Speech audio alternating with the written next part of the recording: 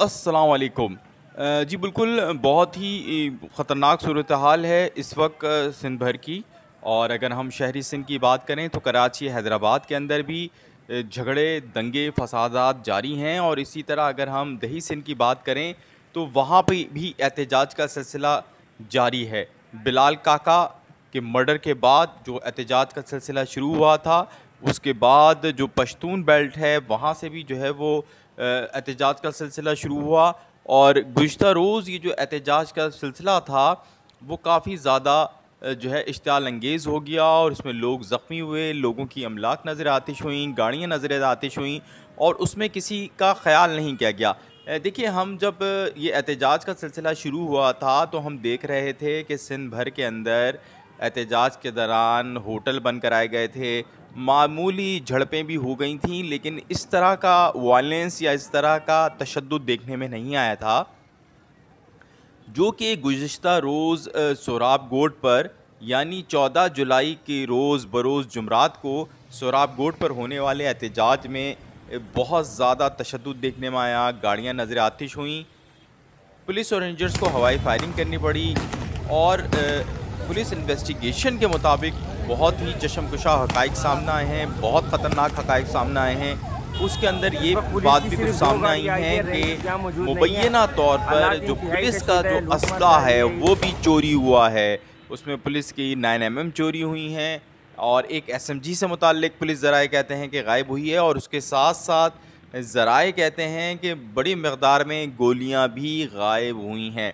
ये तो एक अलहदा कंडीशन थी कि इससे ये अंदाज़ा हुआ कि ये प्रोटेस्ट या ये एहतजाज बहुत मुनज़्ज़म था और इसके अंदर कुछ ऐसे एलिमेंट्स शामिल थे जो कि जो शरपसंदी की नीयत से आए थे, जिनके ख़िलाफ़ रात को ऑपरेशन भी हुआ और 100 से ज़ायद लोगों की गिरफ़्तारियाँ अमल में आईं। इसी दौरान आज एक नई अपडेट ये हुई है कि जो लाला रहीम हैं, पाकिस्तान पीपल्स पार्टी के रहनुमा हैं, वहाँ के मुक़ामी, जिनके ख़िलाफ़ PTI के लोग बहुत अरसे से जो है उनके ख़िलाफ़ मुहिम चला रहे हैं और वो जहाँ जाते हैं वहाँ चोर चोर के नारे लगते हैं और उनकी गाड़ी पे कचरा भी फेंका गया था। हमने ये रिपोर्टर्स 21 पे ये वीडियो आपके लिए शेयर की थी। तो जनाब, अब ये ताज़ा तरीन अपडेट आई है कि लाला रहीम ने दावा किया है कि गुज़िश्ता रोज़ के जो झगड़ा था, जो फसाद था, उसको लीड करने वाले जो कि वीडियो में ये साहब देखे जा सकते हैं, ये बुनियादी तौर पर पाकिस्तान तहरीक-ए-इंसाफ के रहनुमा हैं और वहाँ से बल्दियाती इलेक्शन में उम्मीदवार भी हैं। यही नहीं, ये भी बात लाला रहीम ने इन्वेस्टिगेटिव इदारों को बताई है कि जो प्रोटेस्ट था उसको जो है लीड जो है वो PTI के कारकुन कर रहे थे, PTI के रहनुमा कर रहे थे। और PTI के रहनुमाओं की सरबराही में जो एक रैली निकली, उसने वहाँ पर पहले अल आसिफ स्क्वायर से शुरू हुई, वहाँ पर उन्होंने रोड ब्लॉक किए, अमलाक नज़र आतिश की।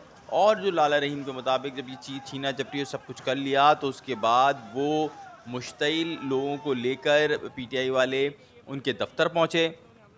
ये दफ्तर पाकिस्तान पीपल्स पार्टी और उनका जिनके साथ इत्तेहाद हुआ है यहाँ सोराब गोड पर, यानी जमीयत उलमाए इस्लाम का मुश्तरका दफ्तर था, जिसको तोड़ फोड़ का निशाना बनाया गया। और जो इन्वेस्टिगेटिव इदारों को बताया गया है उसके मुताबिक सामान निकाल कर नज़र आतिश किया गया। याद रहे कि गाड़ियाँ भी नज़र आतिश हुई थी। हमने आपको कुछ वीडियोज़ भी दिखाई थी जिसमें लोग भी जो है वो हाथ जोड़ के माफ़ी मांग रहे थे कि उनको जाने दिया जाए, लेकिन उनकी गाड़ियों को तोड़ा गया था, उनको हरासा किया गया था।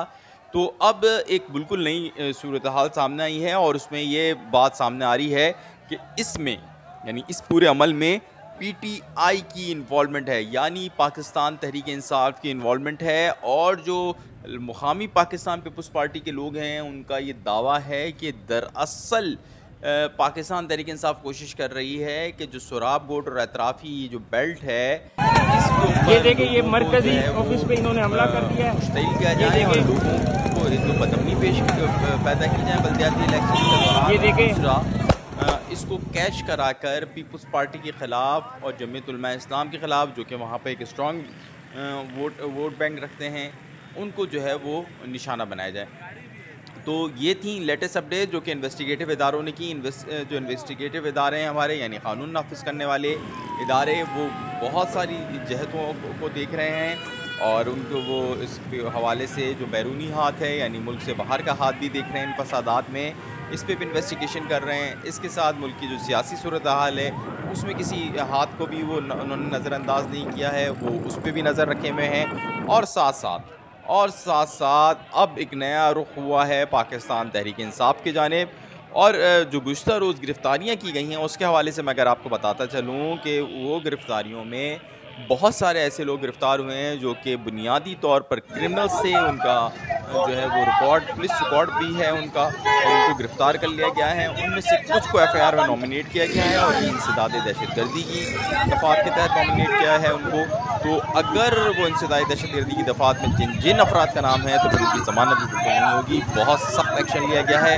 और अब भी जो है वो मुख्तलिफ हाईवेज़ पर हम देख रहे हैं सिंध भर में एहतजाज का सिलसिला जारी है। लोग वक्त से निकलते हैं, ट्रैफिक मुअत्तल होता है, रेंजर्स पुलिस पहुंचती है, क्लियर कराती है, उसके थोड़ी देर बाद लोग फिर निकल आते हैं। यही सूरत हाल चौराहा रोड पर है और सुबह गाड़ी भी नजर आती है।